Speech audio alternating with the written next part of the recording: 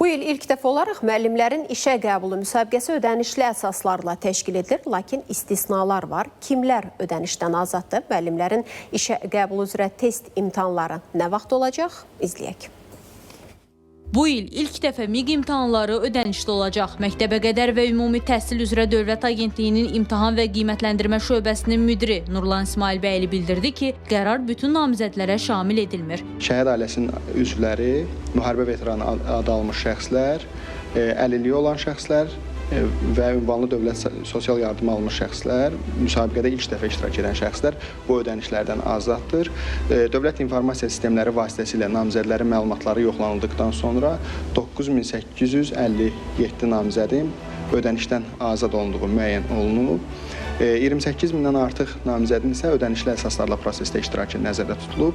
Ödənişlərin edilməsi üçün miq.edu.az saytında yaradılmış link vasitəsindən, keçid vasitəsindən ötən müddət ərzində 21050 namizəd artıq ödənişləri həyata keçirib.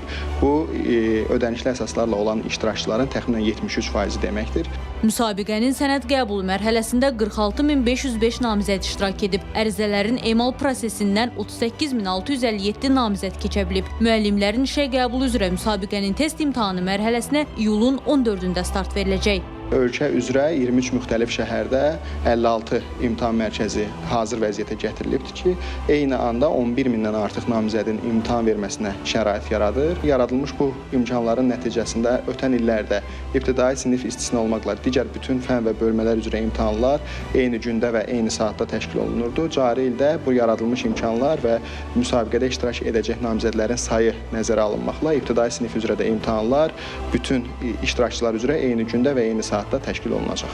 Bu həftə ərzində iştirakçıların şəxsi kabinetlərinə imtahanın keçiriləcəyi tarix, saat və məkan barədə məlumat göndəriləcək. Ağcəl Əskərli, Rahil Bəhluzadə, ATV Xəbər.